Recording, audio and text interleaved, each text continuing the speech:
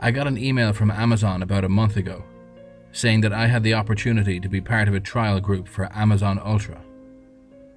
The spiel promised access to all the regular Amazon Prime stuff, Amazon Video with some extras for some of the shows, making-ofs, etc.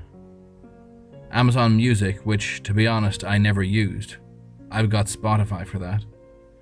And a new delivery plan. For a hefty monthly fee, I could get unlimited immediate delivery on everything. Drones, apparently, hence the cost. They said it was fast and discreet.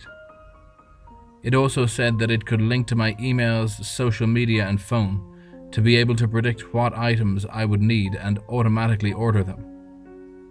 It would even anticipate the time I would need them. Well, obviously I signed up. I mean, it was expensive, but I had to try it. Emma, my wife, was definitely not very happy. We had a bit of an argument about that one. I decided to sign her up for her own account.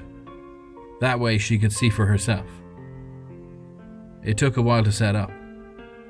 I had to download the app and give over the passwords to my Facebook, Twitter and Google. When the app was installing, it also asked for some weird permissions I hadn't seen before. I only skimmed it before clicking OK, so I can't remember what it said off the top of my head. I just remember thinking it was odd.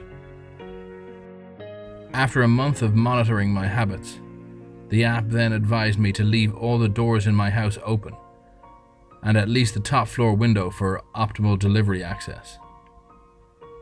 I went with the bathroom because, it's probably the one room you want to air out. The wife wasn't a fan of the draft though.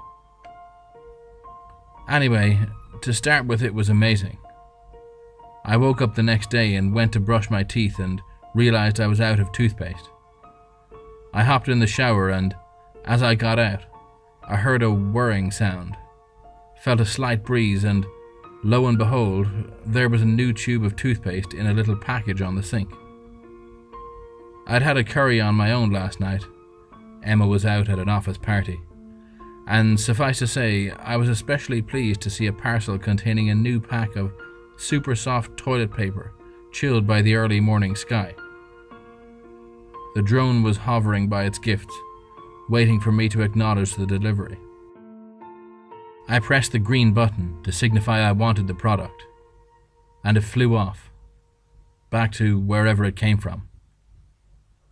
When the missus said she was going on a business trip, there was an 8-pack of beer and a Blu-ray waiting on the coffee table for me without even a thought, all accompanied by a soothing whir. It had started to anticipate my wants. If you'd asked me then, I'd have given the service 5 stars. No questions. There were restrictions, however. You couldn't just order yourself items to anywhere. It had to be to your designated shipping address, a safety feature I rather enjoyed. If they couldn't find a way in, they would leave the item on the doorstep and bump against the door till someone pressed the green button. I thought it was strange, but the email did stress how discreet the service was, so I didn't complain too hard. After all, these things were so convenient. So when I heard a gentle knock on my door, I knew what to expect. Instead of some treat I hadn't thought of in its delivery basket, it was a long box. The box was ripped slightly. This wasn't unusual with some of my packages. The items were always okay, so I just assumed it was due to the speed of processing. I saw a metallic glint through the hole. I unwrapped it and realized that what I held was a long, sharp butcher's knife. I saw a torn portion of the label. It was addressed to Emma. Now, Emma doesn't cook, perish the thought. So needless to say, I was puzzled. She was on another work trip and says she would be unreachable for the next week, so I accepted it. A few days later, 2 more packages turned up, also addressed to Emma. I shouldn't have opened them, but my curiosity got the better of me. It was a bone saw and duct tape. I had no idea why she would want them.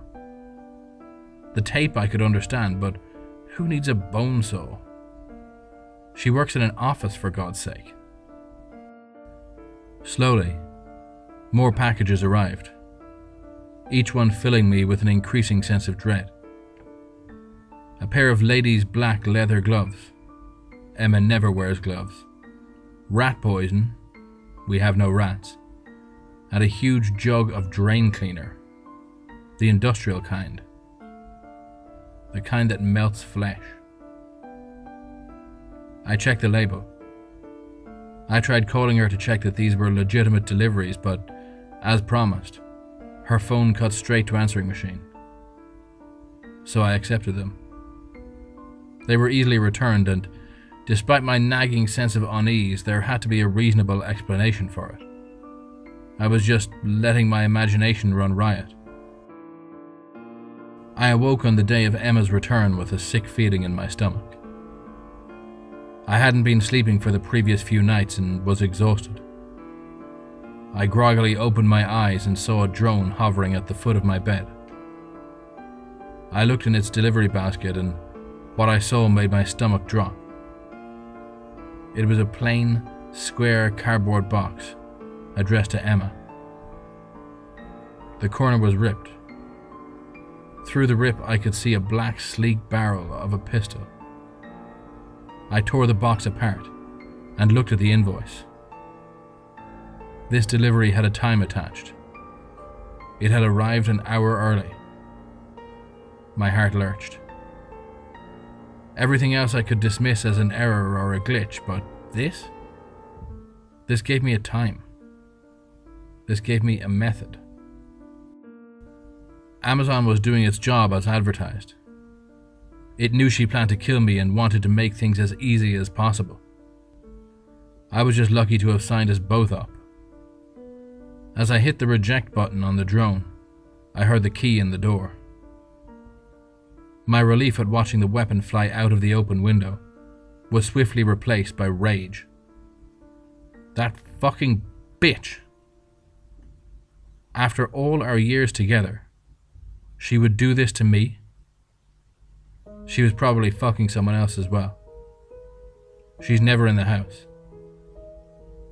As she walked up the stairs, I imagined her with 1,000 lovers, drinking champagne and laughing as they plotted their lives after the minor inconvenience that was my life had been removed. She walked into the bedroom and I screamed at her that I knew what she was planning to do. That slut laughed in my face. In my face. The red mist of fury descended, and through the rush of blood in my ears I heard a faint whir. I felt the drone put the hammer in my upraised hand, and as I brought it down onto my former lover's head, I see her smile turn to a look of fear. Grey matter slowly oozed from the wound as she fell backward onto a tarpaulin that was already being pulled into place by 2 drones. They really were so convenient. As I poured drain cleaner onto the body, a thought gave me pause. You know what? I don't think I ever did sign her up for an account.